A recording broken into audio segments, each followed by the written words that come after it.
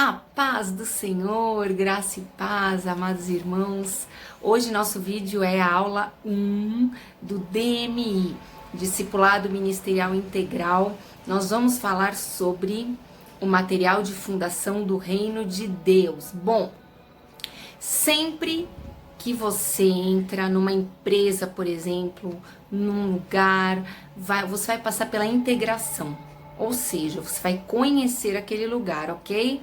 Se a gente pensar numa empresa mesmo, primeiro você passa pela entrevista, né? Pelo processo de seleção, onde eles vão conhecer você, vão avaliar você.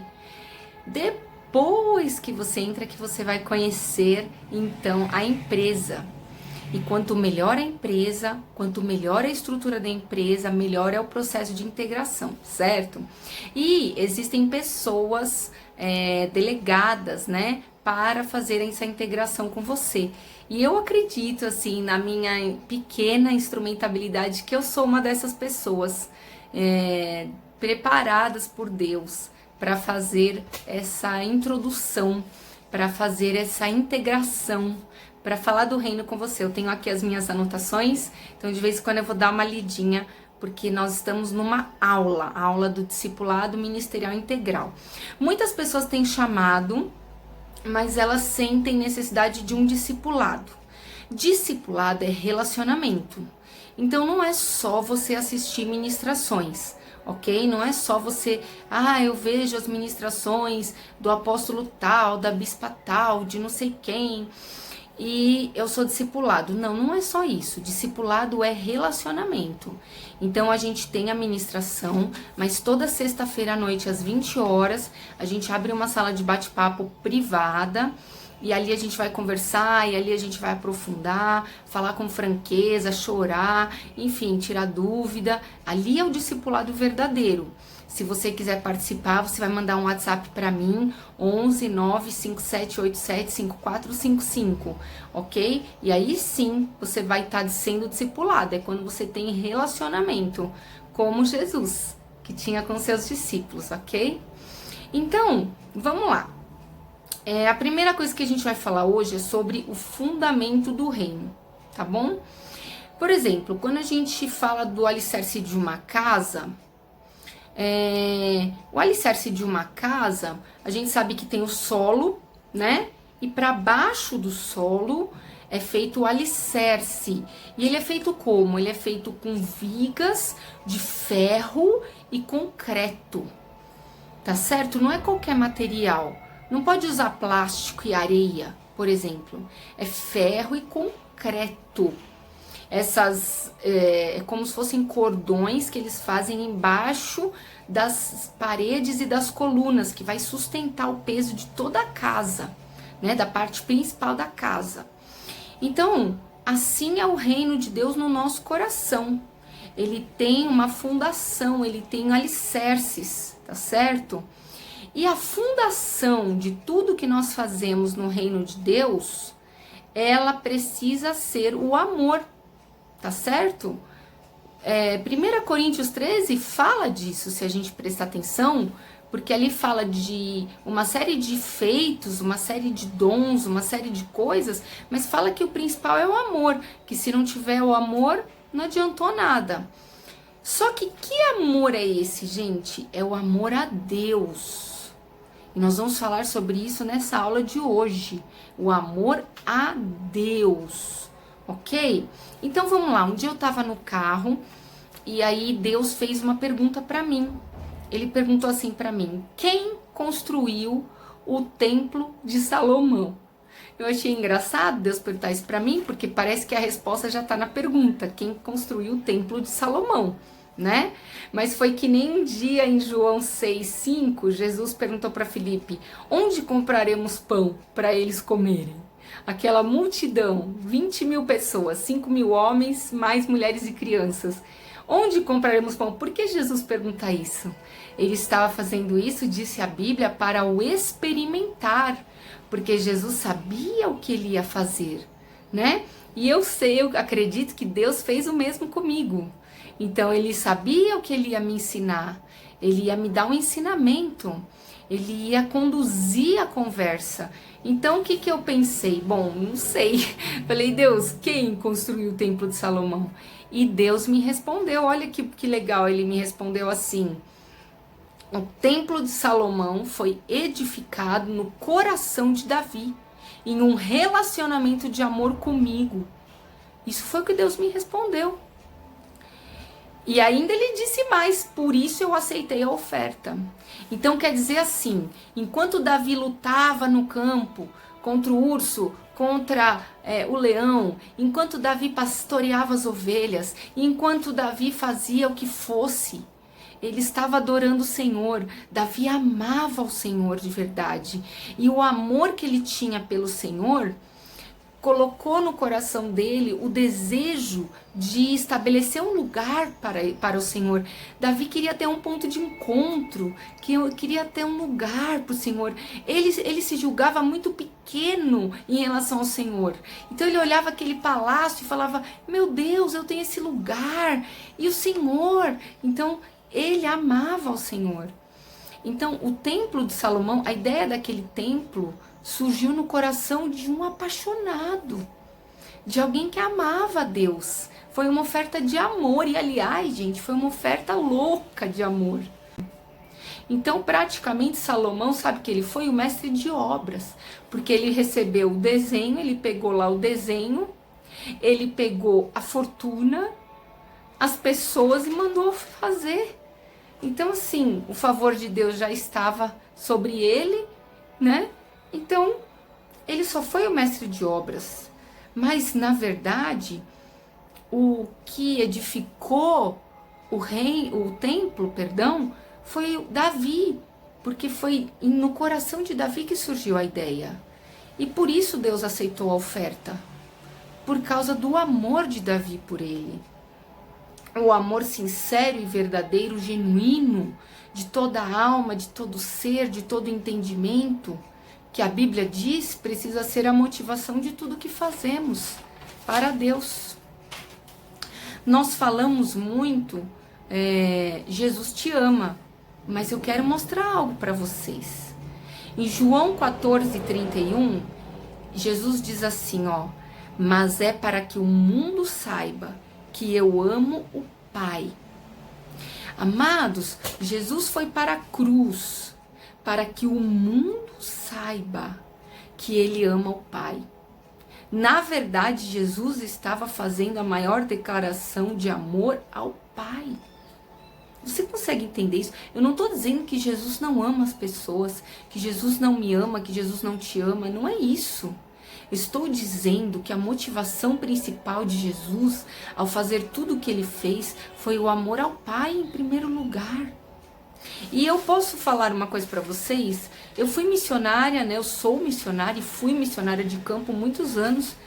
E um missionário, quando ele vai ao campo, e eu posso dizer, amados, você vai para um povo que não te conhece, às vezes você não é bem-vindo, eles não estão esperando por você, eles são hostis muitas vezes, depende do lugar que você vai. Você tem problemas até quando chega lá, você precisa se adaptar. Não é fácil, você precisa ganhar aquele povo. Às vezes você nunca ganha, depende do povo que você vai. E você acha que você vai por amor ao povo? Claro que depois Deus planta esse amor. Mas em primeiro lugar, todas as vezes, eu posso dizer isso, todas as missões que eu fiz por amor a Jesus, por amor a quem me enviou. Porque Jesus disse assim, assim como o Pai me enviou, eu vos envio a vós. Então, agora quem está nos enviando é Jesus. E eu glorifico quem me enviou. Então eu o amo. Por amor a Jesus eu fui. Mas não, a primeira motivação é o amor a Jesus. Em segundo lugar, sim, por amor ao povo. Vocês entendem isso? Então, João 3,16 diz que Deus amou o mundo de tal maneira. E nessa representação nós entendemos que é o Pai. Então veja, o Pai amou o mundo de tal maneira. Jesus amou o Pai. Porque ele fala, para que o mundo saiba que eu amo o Pai. Então, tudo que Jesus fez, ele deu testemunho do quê? Do amor dele pelo Pai. Se uma pessoa ama qualquer outra coisa mais do que a Deus, ela tem um problema na sua fundação, certo? Então, por exemplo, quem teve esse problema? Saul. Saul teve esse problema. Eu conheço gente que se move muito pelo amor às pessoas, ama muito as pessoas, se preocupa muito com as pessoas. Amém, amém. Nós devemos fazer isso, porque Jesus falou, e a própria Bíblia diz que tudo se resume em amar o próximo. Mas nós temos que observar e tomar um pouquinho de cuidado e ver o que está de trás disso. Porque algumas falas que eu ouço, a gente vê pessoas ávidas em atender outras pessoas, e eu nunca vou poder julgar ninguém, porque eu não tenho o ponto de visão de Deus que enxerga o coração, eu não posso julgar. Mas Saul fez isso. Ele queria agradar as pessoas. A gente precisa tomar cuidado. O amor a Deus tem que estar em primeiro lugar. Jesus foi mais claro e mais específico. Amarás o Senhor teu Deus em primeiro lugar, e ao próximo como a ti mesmo, entende? Está muito clara a palavra. Então, a motivação que para tudo que nós fazemos, tem sido o amor sincero a Deus ou outra coisa? Eu tenho que fazer isso, porque senão isso, porque senão pastor isso, porque senão isso, porque senão isso. A gente precisa tomar cuidado qual a motivação sincera do nosso coração. Não porque senão vai ficar chato pra mim, vai ficar chato pra não sei quem vai ficar chateado comigo, não sei quem. Mas é o amor a Deus genuíno que tem sido a motivação do nosso coração. Eu vejo pessoas envolvendo outras pessoas em tarefas e mais tarefas, metas, coisas, objetivos. Ufa! Qual é a motivação? Se for amor a Deus mesmo, está edificando o reino de Deus. Se não for, tem um problema de fundação. Cuidado, se não for o amor genuíno a Deus em primeiro lugar, está edificando uma torre de Babel, um reino individual, um governo humano. Por quê? Porque a gente já entendeu o que é reino de Deus. O que é reino de Deus, gente? Reino é o que? Governo. Reino de Deus está num lugar? Não. Porque se o reino de Deus estivesse num lugar, agora eu fazia a minha mala e mudava para lá. Mas reino de Deus não está num lugar, gente. Reino de Deus não está em um lugar geográfico. Se estivesse, eu mudava para lá. Eu convenci o pastor que eu ia morar na igreja, eu convencia ele. O reino de Deus não está em um lugar. O reino de Deus está em um ser. O que é o reino? É o governo de Deus. Em quem? Em um ser. Isso é o reino. Deus não governa lugares, Deus governa seres, pessoas. Quem faz parte do reino de Deus? Quem se submete ao governo de Deus. Os demônios fazem parte do quê? Do império das trevas. Por quê? Se submetem às ordens de Satanás, à mentalidade de Satanás, às artimanhas de Satanás, às estratégias dele, ao jeito dele, ao escambo dele, à mentira dele. E quem faz parte do reino de Deus? Quem se submete a Deus, às ordens dele, aos comandos dele, à mentalidade dele, quem tem a mente dele, de Cristo, quem se submete às leis dele. É isso que é reino. Reino é governo. E não é sobre um lugar, é sobre uma pessoa, é sobre um ser. Então, reino é o ser que Deus pode governar. É isso que significa. Deus não vai disputar o governo com você ou comigo, ok? Onde o eu quero governar, Deus não vai governar. Jesus é a maior expressão do reino de Deus que a terra já viu. Por isso que quando ele chegou, ele falou, é chegado o reino. Quando João Batista falava, ele estava anunciando a chegada de Jesus. Quando Jesus falava, é chegado o reino, é porque ele chegou. Porque Jesus é na terra, desde a chegada dele até hoje, E sinceramente, até a consumação dos séculos, até quando for consumado todo o plano de Deus, Jesus é a maior expressão do reino de Deus. Ninguém pode ser comparado a Jesus. Porque mesmo a pessoa mais aperfeiçoada por Deus não se compara a Jesus. Por quê? Porque Jesus entregou tudo a Deus. Tudo. No Getsemane ele entregou até a sua vontade, que é a parte mais difícil do homem. Ele entrega 100%. Ele era 100% entregue à vontade de Deus. Jesus nunca fez nada da sua própria vontade. Ele se submete 100% a Deus.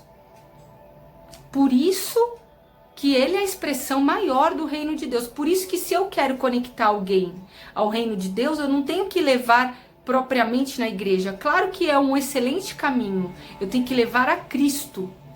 Eu tenho que conectar essa pessoa a Jesus. Pelo ministério da reconciliação, eu não posso conectar a Deus, mas eu posso conectar essa pessoa a Jesus. Porque eu, pela misericórdia e a graça de Deus, eu estou conectada a Jesus. Então eu conecto a pessoa a Jesus. E Jesus é o único mediador entre Deus e o homem que pode conectar essa pessoa ao Pai. Logo, essa pessoa faz parte do reino por tabela, por causa de Jesus. E eu também. Porque nós estamos enxertados na videira verdadeira, que é Cristo. O único que por justiça faz parte do reino é Jesus. Nós estamos junto com ele, pegamos uma carona com Jesus. Então, o único que Deus governa é Jesus. E nós estamos tentando, cada dia, ser aprimorados e deixar e aprender a ser governados por ele. Bom, primeiro não é nem isso. Nós vamos começar, esse discipulado vai longe, vai até dezembro. Vamos juntos? Pois é, meus amados. Analise e avalie a sua motivação. Por que você faz as coisas? O material da fundação precisa ser o amor a Deus. Viu? É a coisa mais importante. O próximo vídeo e a próxima aula do DMI, Discipulado Ministerial Integral, vai ser sobre os pilares do reino de Deus, tá? Que são principalmente 2.